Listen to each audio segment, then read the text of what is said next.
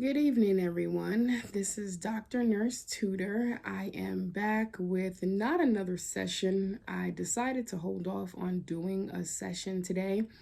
I wanted to speak a little bit about some comments that I have been seeing on my videos, below the videos after I have posted videos in reference to the certification exams. I'm actually going to speak a little bit about the AANP certification exams. Now, I have noticed a few comments below the video that I initially posted, the first video that I posted in reference to the AANP certification exam. And a lot of the comments were in reference to students who had failed numerous times, at least 3 to 4 times. And that really struck me when I saw those comments and the students who were speaking about how they were struggling and they just felt as though passing this certification exam may not be worth it.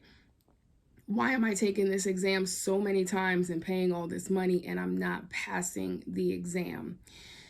Now, there's a few reasons that I want to talk about the comments that I have been seeing at the bottom of the videos, just because I feel as though I may have a little bit of an understanding as to why certain people are not passing these certification exams.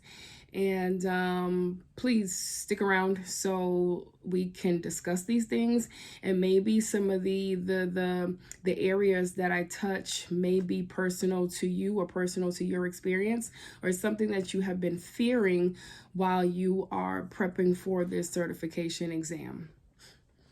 So first things first, I stated in the very first video, it was my introduction video about myself and what I was coming on to talk about as far as the AANP certification exam and the NCLEX exam.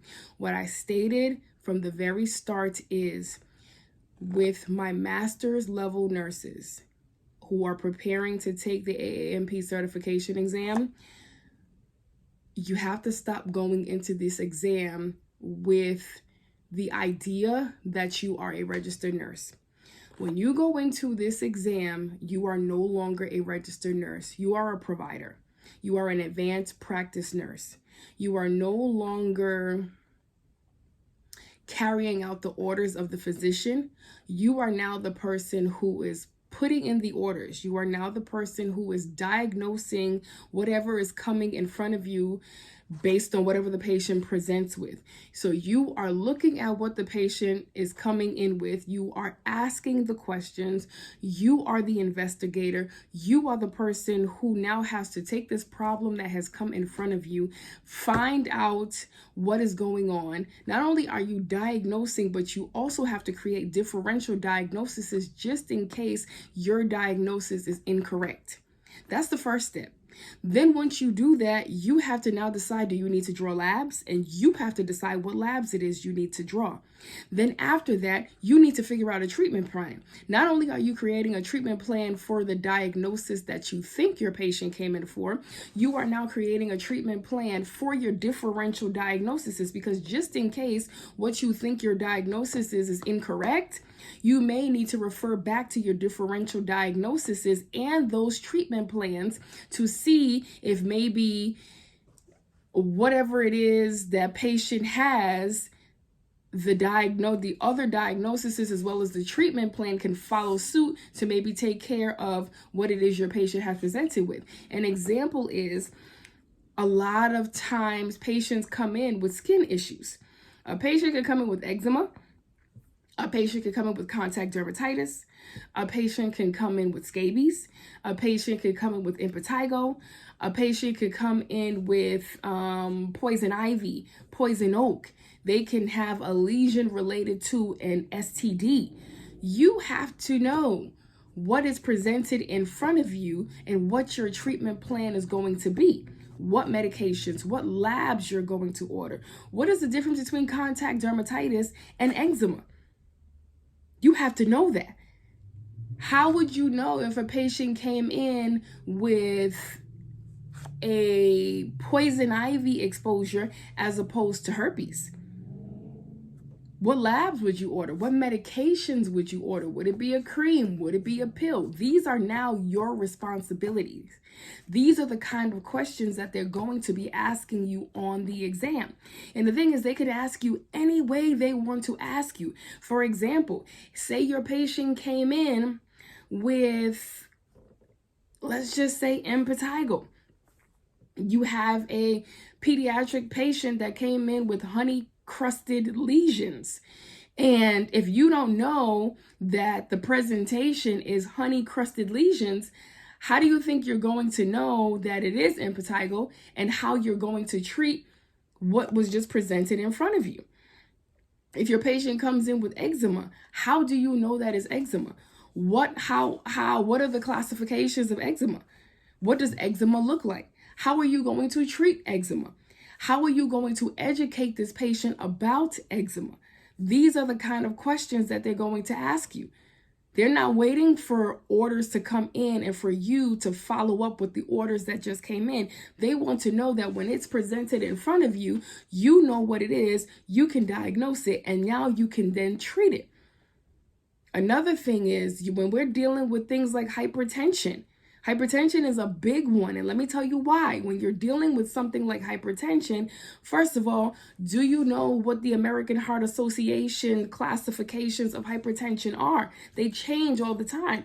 You have to make sure that you're up to date on that so that you know what the different levels are as far as pre-hypertension, from stage 1 to stage 2 to hypertensive urgency. What is essential hypertension? What is secondary hypertension? You need to know that. What are first-line medications that you're going to give a hypertensive patient? We got ACE inhibitors, we have ARBs, we have beta blockers, we have calcium channel blockers, we have vasodilators.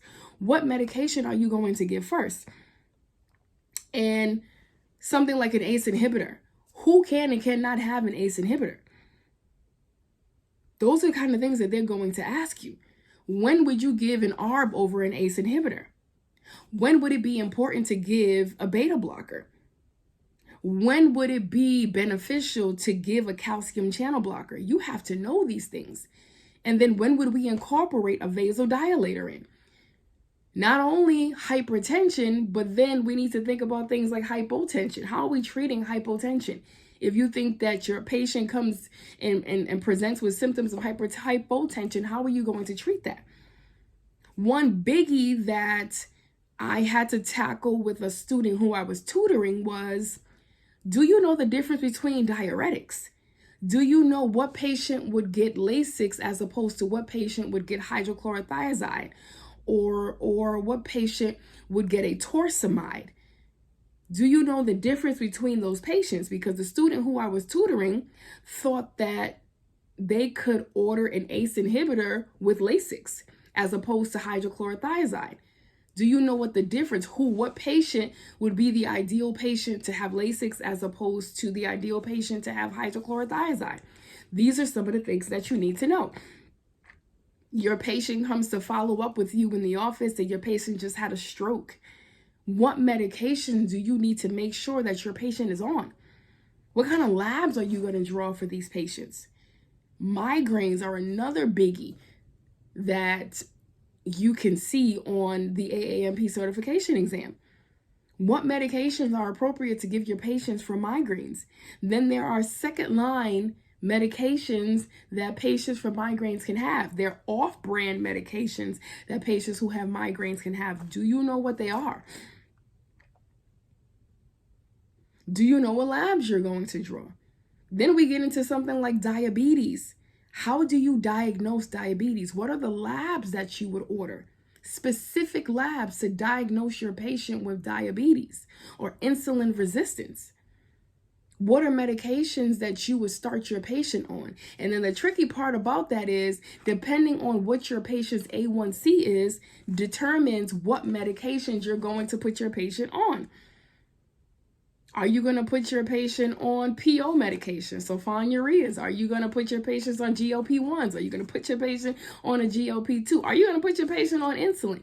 How are you going to manage the care of that patient based off of what the A1C is? How often are you going to have these patients come back to see you in the office? That's a biggie.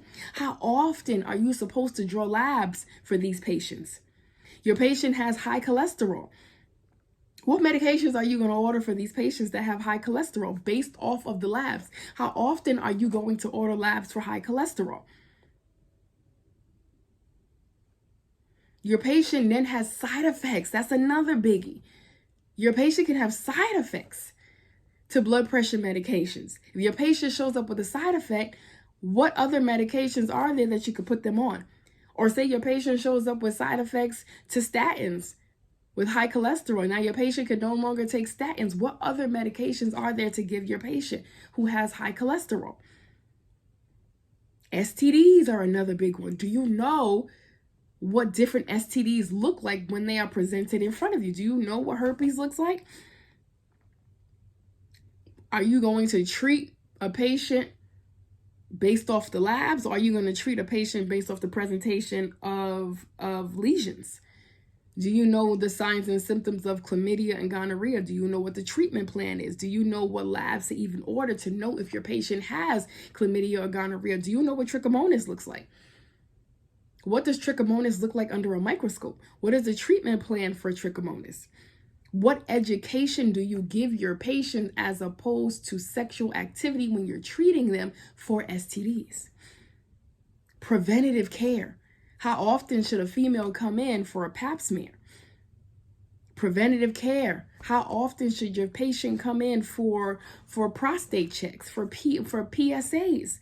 Bone density scans. At what age do patients come in for bone density scans? Arthritis. There are different kinds. There's DJD, degenerative joint disease. There's osteoarthritis. There's also rheumatoid arthritis. The AANP is going to want to know that you know how these different diseases show up. What are their presentation? What do your patients present with? What kind of pain are they complaining of? Where is the pain that they're complaining of? How long does the pain last? Is the pain in the morning? Is it in the afternoon? Is it in the evening? What medications are you going to order for this pain that your patient's having? What kind of labs are you going to order to even determine what type of arthritis your patient has? How often are you going to have your patients come back to see you in the office? What kind of education plan are you going to give these patients? Another biggie is gout. Do you know what gout is? Do you know how gout happens? Do you know what the treatment plan is for gout? I'm saying this to say I'm getting a lot of students coming in to be tutored, and they're telling me, I'm going to tutor with you for about 2 months, which is cool. I'm going to tutor with you for about 2 months, and then I'm going to schedule my exam. I tutor with you, but we're only tutoring once or twice a week. You're not tutoring in between. You're not taking the information and the knowledge and the test-taking preparation skills that I'm giving you, and you're not studying this stuff when we're not meeting with each other. Then when we come back to go over new information or have me quiz you or go over old information that we went over previously, now you've forgotten.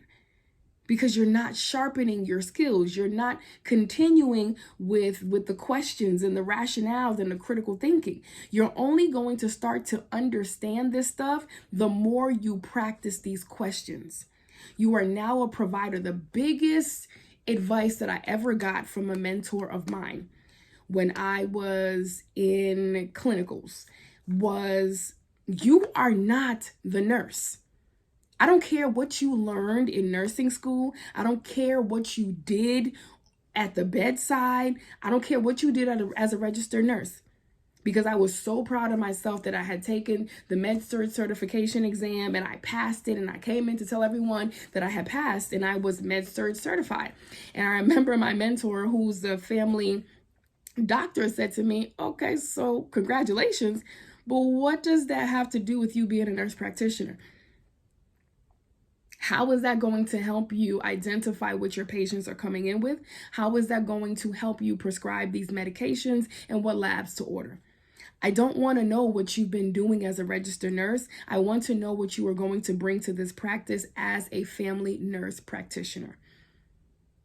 If you are not passing this exam, I need you to delve into why this is happening. I need you taking as many quizzes, as many tests. I need you looking at these rationales. I need you understanding these disease processes.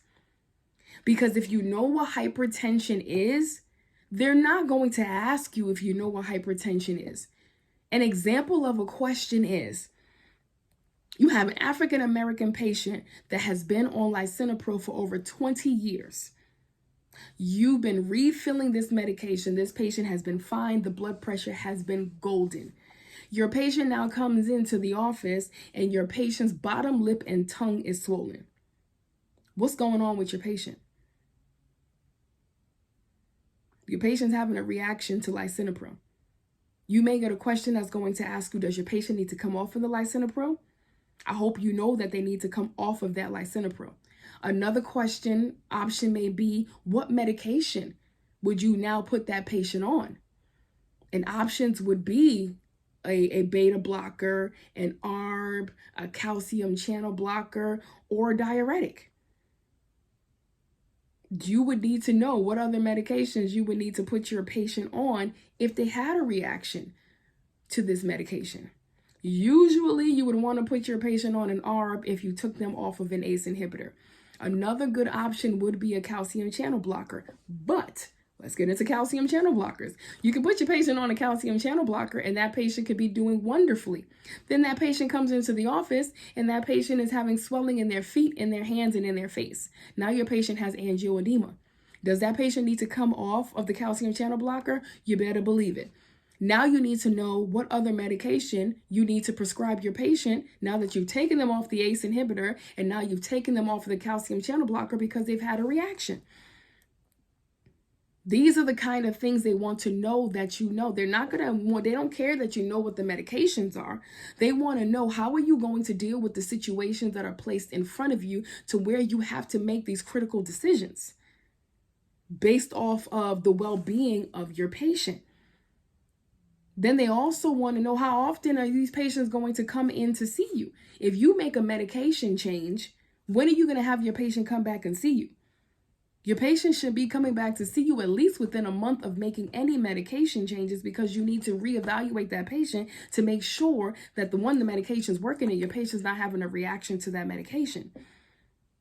I need you to know that you're not going to put a hypertensive patient on furosemide. I need to know that you would give a patient who was in some sort of a heart failure, you can give them, anybody who had CHF, you can give them Lasix to try to rid them of any excess fluid. But I need you to know that hydrochlorothiazide is a diuretic, or torsemide is a diuretic that you would want to give to a patient who had hypertension if you wanted to remove any excess fluid based off of hypertension, not heart failure.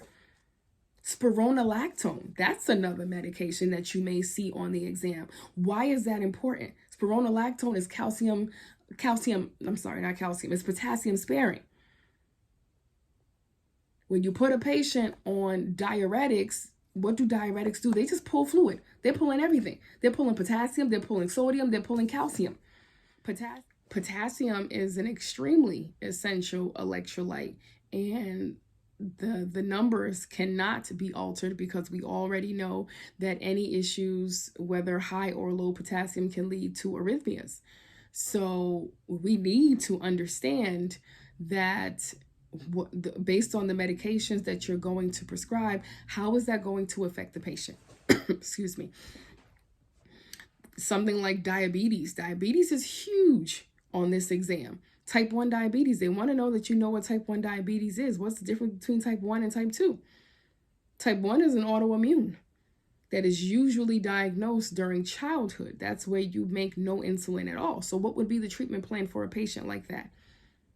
Type 2 diabetes, how would that treatment plan go? You have a patient that comes in and they've been on metformin, but metformin, though it's been controlling their numbers and their A1C has been under control, this patient is complaining of having diarrhea and they're demanding to come off the medication. What other medication options are you going to have for that patient? Based off of your patient's A1C, how are you going to determine PO as opposed to insulin? How are you going to determine whether you want to put your patient on a GLP-1 or a GLP-2? You have to know these things. These are requirements. If you don't, if you're not familiar with any of the stuff that I'm talking about right now, or you feel like you're rusty, don't go ahead and make an appointment for this exam and then kill yourself with studying and not retaining or understanding. Because if you don't understand the correlation of how these disease processes work and how one can cause the other, that can cause the other, how are you going to figure out the treatment plan or even understand the differential diagnoses that go along with this? I even touched with arthritis. They're going to want to know how you're going to diagnose this. How do you know if a patient comes in that your patient has arthritis as opposed to gout? What are the classifications? What is this patient going to present with? What kind of symptoms are they going to have? What kind of labs are you going to order? Your patient went camping and your patient comes back with what looks like a tick bite. What's related to that? Do you know about Lyme disease? Not only do they want to know if you know about Lyme disease, they want to know that you know what labs to order. Do you know what labs to order? Do you know what to look for? Do you know what the treatment plan is? Conjunctivitis, ear infections, sinus infections, strep throat, scarlet fever. Do you know what these things come in? What are the classifications? How do they present to you? What is the treatment plan? You got to know the seizures. There's so much that is required of you that is extremely different from the NCLEX. And I need you all to understand that. One, I need you to give yourself ample amount of time to understand this information, to process this information, to have it register, because memorization is going to be your pitfall. It's going to be the reason why you don't pass this exam. I see it all the time.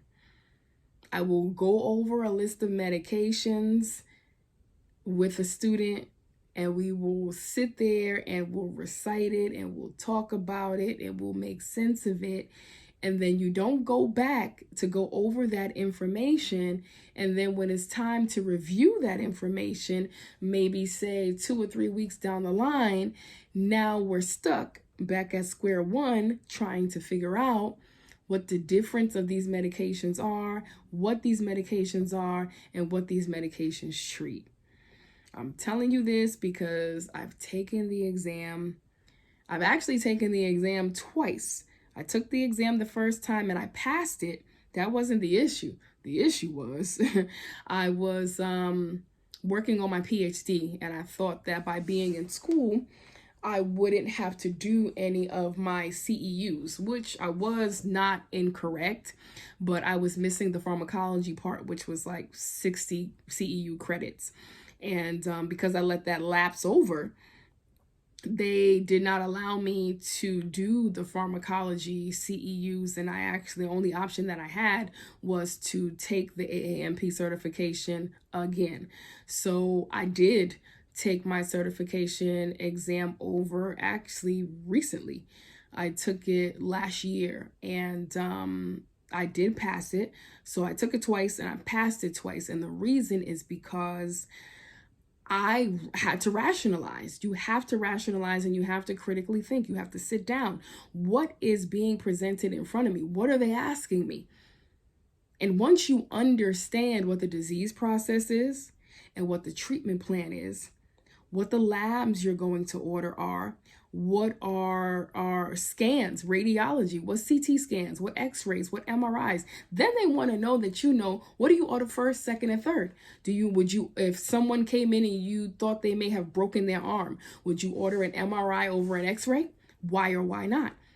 When would you order a CT scan? When would you order an ultrasound? When would you order a KUB?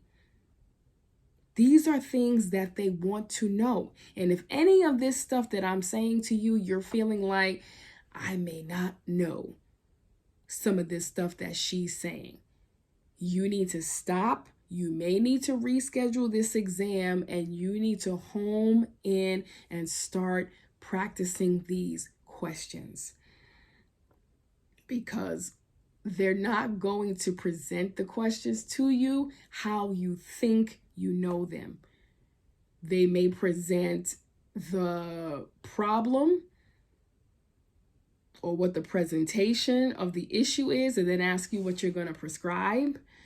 Or they may give you a bunch of medications and ask you, what are you treating for? Or they may just tell you that, I know a question that I saw in one of the reviews was, and it was actually really tricky. It was funny because it was a farmer. Farmer came into the office, and the farmer had lesions on his arms and his legs. They weren't painful, but they were swollen, they were fluid filled, and they were, I think the borders were red. And clearly, I'm sitting here trying to, I said, okay, so he's a farmer, he has lesions, they're fluid filled, they're not painful. I know that it's not shingles, because shingles would be painful. So I'm sitting here trying to rationalize and do a process of elimination. But they didn't want to know what the farmer had. They gave me the presentation of what the farmer came in with and what he looked like, but they wanted me to tell them what medication I would prescribe. So not only did I have to figure out what the skin issue was, they didn't give me options to where I could do a process of elimination. Based off of the information that they gave me, they wanted me to sit there, figure out what the farmer had, and the options that I had to choose from was what medication you would prescribe. So if you didn't know what the farmer came in with, what his skin lesions, what the diagnosis of his skin lesions were, there's no way that you're going to correctly choose what the treatment plan is going to be. And what the clue was, for me, what the clue was, it wasn't even what the lesions looked like, whether or not if they were painful, if they were weeping, if they were pustules, or whatever. The clue for me was farmer. He's working outside. He's working outside. He has lesions on his arms and on his legs. So he was probably working outside in shorts and got caught up in some poison ivy and poison oak. So honestly, for me, the way my thinking process is, I'm trying to visualize what the question is saying, because the question isn't giving me a lot. The question is now requiring me to diagnose this man and then choose what the options are, choose the medications. So I'm like, okay, I have a bunch of differential diagnoses as to what these skin lesions could be, but what sticks out to me the most is that you just said farmer.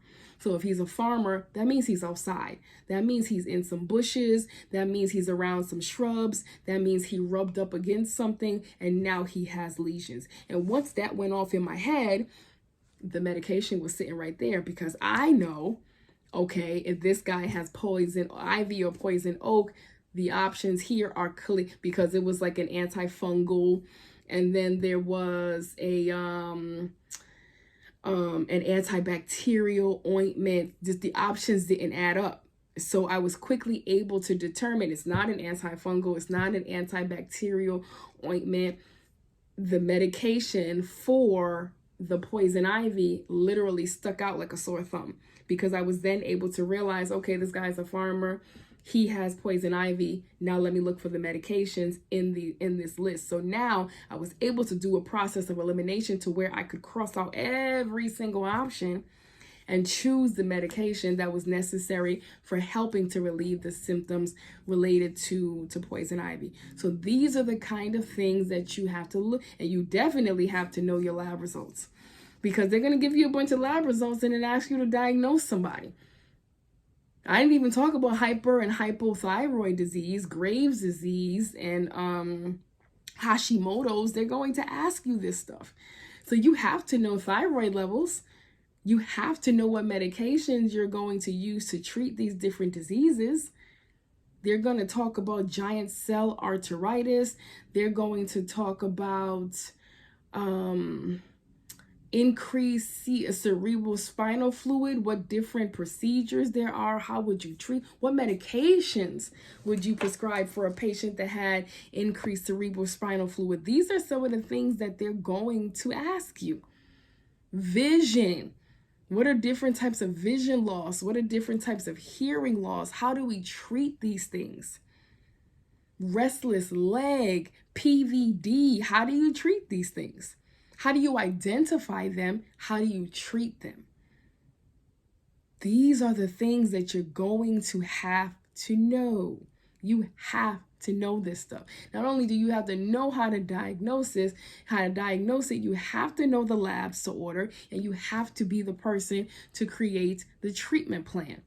Then you have to know how often you need these patients to come back in and see you. And because you are family nurse practitioners, you are doing this for everything from birth to death and dying. They're going to want to know if you have babies or peds patients presented in front of you, how often are they coming in for these vaccinations? How do you determine when they need their vaccination? Tetanus shots. How often do you get a tetanus shot? If I stepped on a rusty needle and I haven't had a tetanus shot in over 5 years, do I need another tetanus shot? When do I get a TD as opposed to a Tdap? When am I required to get meningitis, my meningitis vaccine? How often am I getting flu shots? These are the things you're going to have to know for every age group if you're a family nurse practitioner. So it's not even that there's a certain age group that we're going to get questions for. We're getting questions for everything from birth to death and dying. You're even going to get some postpartum questions. You have a pregnant woman who comes in to see you. She was on lisinopril and she was on losartan. And clearly these medications cannot be given to a pregnant person. How are you going to change these medications? What are you going to change them to? What medications are appropriate for pregnant people? And you gotta know what the medications are. Labetalol, hydralazine is an option, and you can give labetalol, hydralazine, and a calcium channel blocker. You can give those medications to pregnant people, but you can't give anything else. You have to know that. What are the different classifications of medications for pregnant people? There's A, B, C, D, and X. What medications fall under there? What does A mean? What does B mean? What does C mean? What does D mean? What does X mean? You have to know that. You have to know that. That is a requirement that we do have to know. PCOS, you have to know that. Endometriosis, we are required to know that. And what the treatment plan is, what the labs are, what labs would you order, how would you diagnose these things? Please understand that you're going to have to know a little bit of everything. It's literally that serious. And I've taken this exam twice, and I've passed this exam twice. And they will ask you a little bit of everything. Anemia, the different kinds of anemia. How do you treat anemia? What medications are you giving? Iron deficiency anemia, someone who has a low B12, someone who has a low folate level. How are you treating these things? What are you giving these patients? Menopausal patients, what medications are you going to give a woman who's in menopause? I haven't even gone over everything that they could possibly ask you. And I've been talking for, I want to say about, if not 30 minutes, close to 30 minutes about some of the things that they could possibly ask you. If any of this stuff sounds unfamiliar to you, or you feel as though you haven't gone over it to where you've strengthened your knowledge on it, do not take this exam. Reschedule and keep on practicing these questions, going over this information. I don't care if whatever tutor you have had has 100% guarantee that you're going to pass this exam, they're not you. They're not you. I cannot stand tutors who say, I can guarantee 100% that you're going to pass this exam once you go over my tutoring session. They're not you. They don't know how you think. They don't know how your brain processes information. They don't know how you're going to take and understand this data, this information that's being presented to you. You're not going to understand until you can correlate how these diseases work, how one causes the other, and how, as the provider, you're going to identify these diseases. You're going to create a treatment plan. You're going to order labs and any diagnostic exams. You have to know this stuff. And not only do you have to know it, you have to understand it. You have to process it. You have to rationalize it.